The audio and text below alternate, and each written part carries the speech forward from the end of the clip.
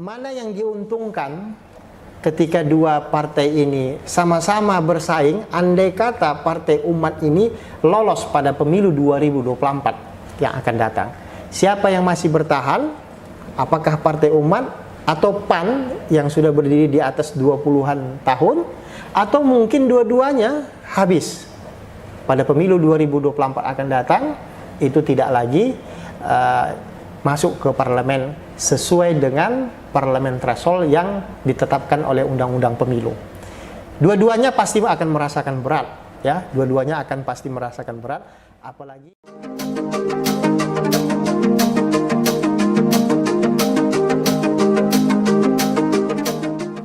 Assalamualaikum warahmatullahi wabarakatuh. Salam komunikasi.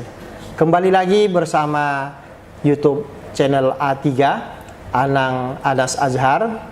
Hari ini Sobat A3, kita akan membahas terkait dengan Partai Amanat Nasional versus Partai Umat. Wah, ini luar biasa ini, ya. Partai Amanat Nasional versus Partai Umat. Kenapa harus kita bicarakan dua partai ini? Menariknya, dua partai ini sama-sama didirikan oleh tokoh reformasi, tokoh bangsa kita, yaitu Pak Amin Rais.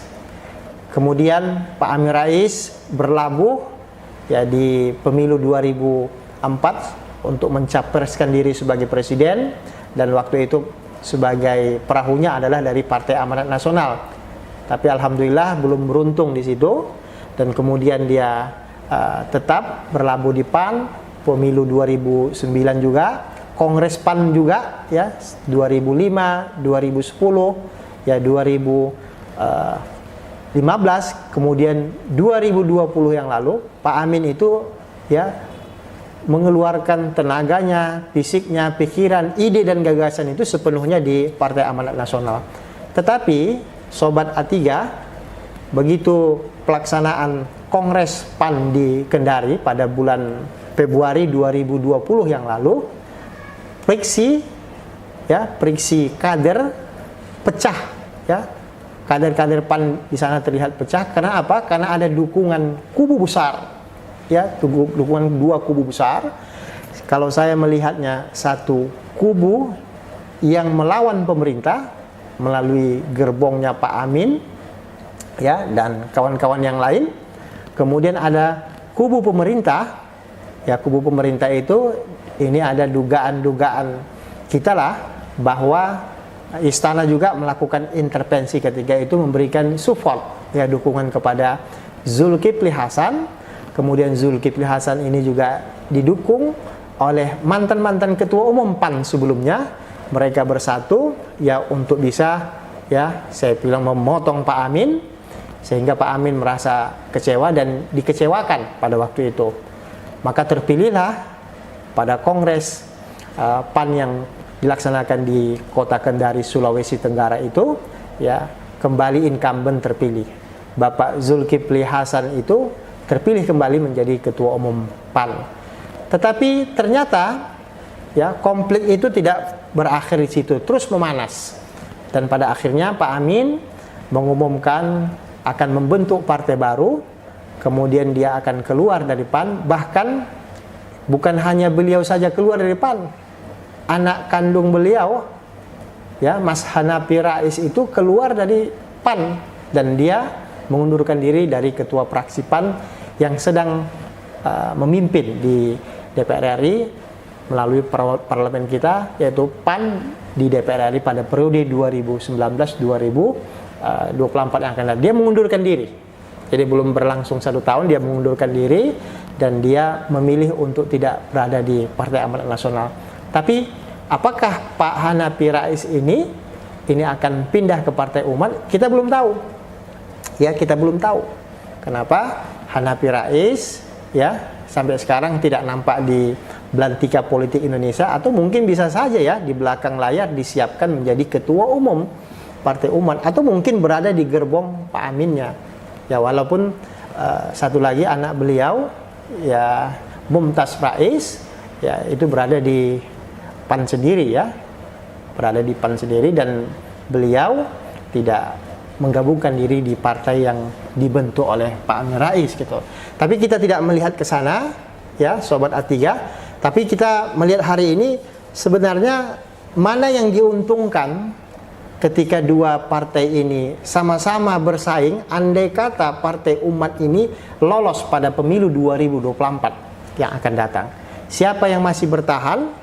Apakah Partai Umat atau PAN yang sudah berdiri di atas 20-an tahun, atau mungkin dua-duanya habis pada pemilu 2024 akan datang, itu tidak lagi masuk ke parlemen sesuai dengan parlemen threshold yang ditetapkan oleh undang-undang pemilu. Dua-duanya pasti akan merasakan berat, ya. Dua-duanya akan pasti merasakan berat, apalagi PAN yang berada pada kisaran sebagai partai politik middle, ya partai politik tengah, ya itu tidak terlalu banyak perolehan suaranya, dan dia setiap pemilu berada di posisi tengah. Setiap pemilu berada di posisi tengah. Coba kita lihat bagaimana datanya. Ya, misalnya PAN pada tahun 1999, pemilu pertama pasca reformasi, PAN itu hanya memperoleh 7,12%. Itu Pak Amin memimpinnya. Dan hanya menempatkan wakilnya di DPR RI 34 orang. Ya, pada pemilu 2004 PAN menempatkan wakilnya hanya 53 kursi dengan perolehan suara 6,4%. Pemilu 2009 46 kursi dengan perolehan 8,2%. Ya, kemudian pada pemilu 2014 PAN meraih kursi 52 kursi dengan perolehan persentase ya 9,4%. Sobat A3 yang berbahagia, ini sangat menggembirakan bahwa ternyata puncak yang paling tinggi itu pada pemilu 2014, tetapi suara untuk perolehan ataupun perolehan kursi yang ada di parlemen itu tidak memenuhi apa yang diinginkan oleh seluruh kader untuk bisa menempatkan 3 besar, ya 3 besar.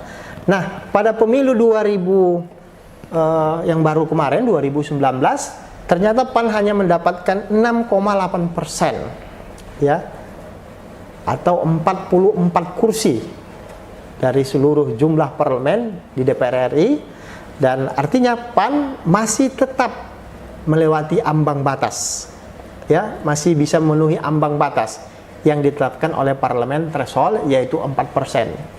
Tetapi ketika dua-dua partai politik ini, PAN dengan Partai Umat, lolos misalnya nanti di 2024, apakah kedua-duanya ini dijamin untuk lolos melewati atau memenuhi ambang batas 4% tadi?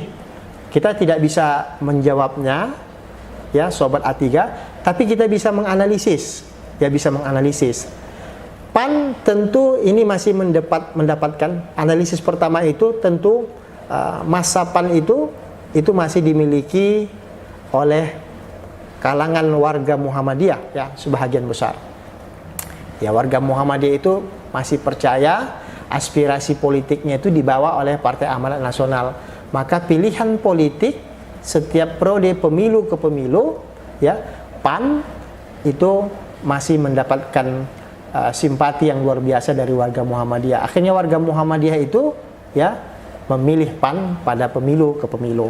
Tapi bagaimana dengan Partai Umat, ya?